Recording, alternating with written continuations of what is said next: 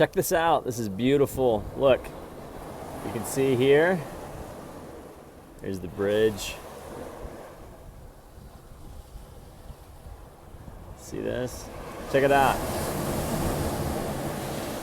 You got to be careful because sometimes that water will chase you in here. I'll show you what I mean by here. Look at this. So we have a Coast Guard ship out there. Literally a cleft in the rock. See how it kind of chased me in there.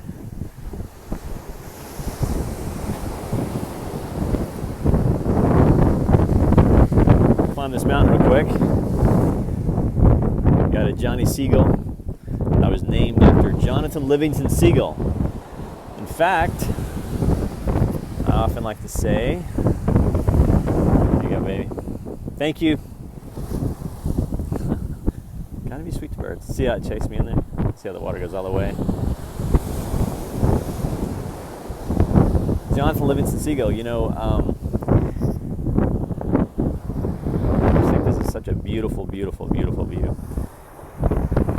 And hopefully it's coming through. You know how they say, like, sometimes, you know, the way nature pictures look, and then how nature pictures really look, and, you know, usually look. Like, for example, like, nobody really likes seeing other people's 4th of July pictures. But yet, 4th of July pictures are so fun to take. Like you know that nobody's going to look at that. Not even you. Even you are going to be like, nah, that's not cool. I just think this is one of the prettiest. This is kind of a private beach area. You can see that. It's out in San Francisco. This is Robin Williams' old neighborhood. I think there's 1 or 2 houses he's lived in here, and then he ultimately lived in Tiburon, which is beautiful. Beautiful. If you ever come to San Francisco, and I'm still here, you want me to be your tour guide? Let me know.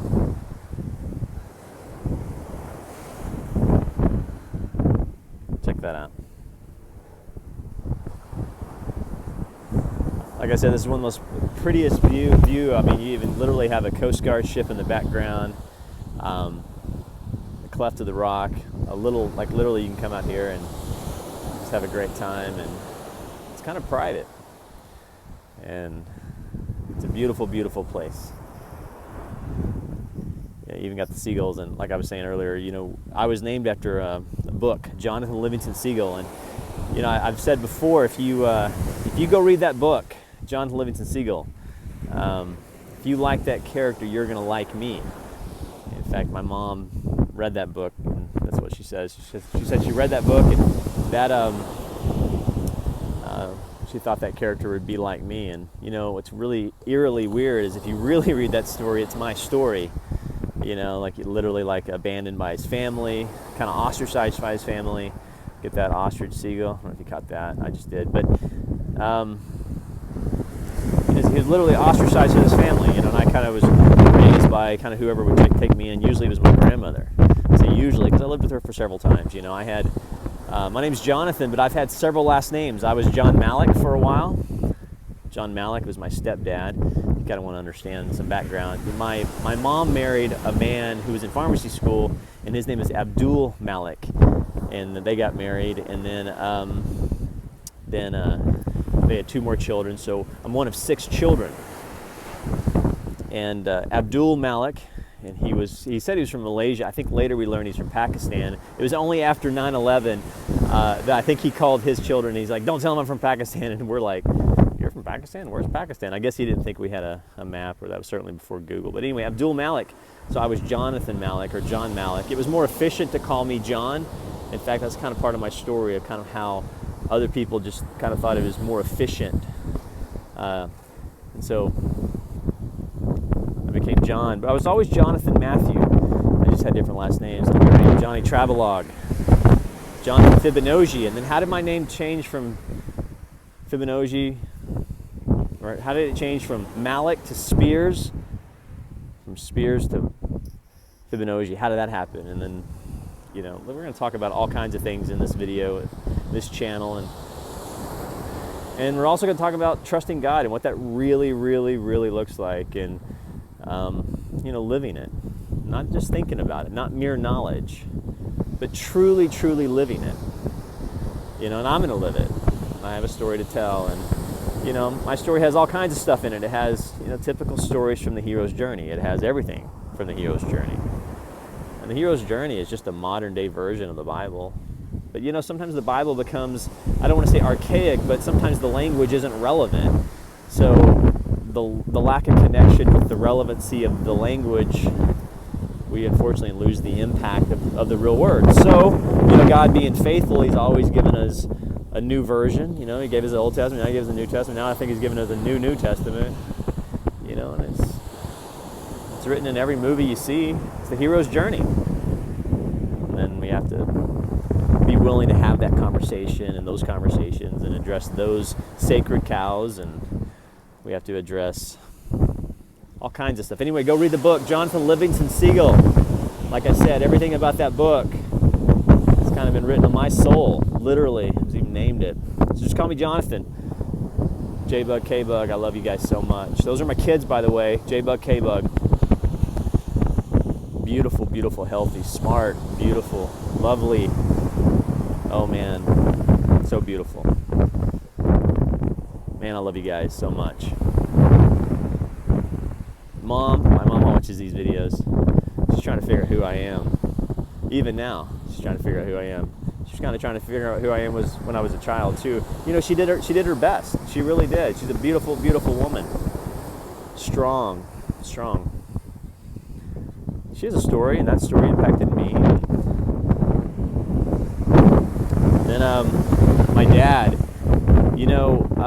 right as I was started moving, after I had a trial in West Texas, I had a civil trial in West Texas, and I kind of started a whole different story and ran a company for 10 years, and that business, lasted for 10 years, man. I never thought I would owe over $100,000 on my taxes.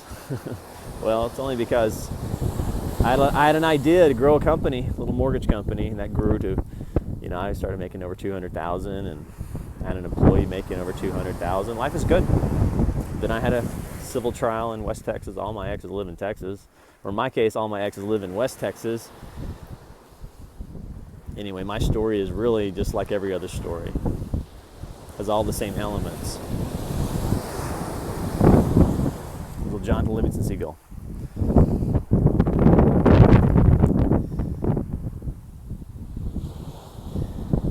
Maya Angelou is one of my favorite people. Beautiful, beautiful. I call her Mama Angelou. Imagine if she was your grandmama. Man, her wisdom. No matter what you're going through with relationships, I'll tell you, I'll talk what Mama told me. Mama Angelou said, she says, child, I love the way she talks, so beautiful. So beautiful. She said, hey, when they show you who they are, just believe them. I could talk about relationships in this channel, and I could talk about, everybody has a relationship problem. Maybe I could be a relationship coach. You know what I'll tell you? I tell you the same advice over and over and over. When they show you who they are, just believe them. Just believe them. Believe them the first time. Anyway, we don't listen to Mama, so then Mama Angelou has another quote. She talks about courage. She talks about courage being the, bedrock courage, because she goes, maybe it's the gateway courage, I don't know. She talks about courage. She says it's one of those things that makes all other virtues possible. When faith escapes me, which it usually does, I'm asking myself the question, what would I do if I were courageous? And I do that. I do something. In this case, I'm making a video. Yesterday, I asked myself that question, what would I do if I were courageous? And I made a different decision. It worked out real well. Kind of funny story, but it worked out real well. Anyway, I just got a story to tell. I want to bless people. I want to bring light and love. Talk about Robin Williams and the blessing he's had on my life. In fact, this is his old neighborhood right here.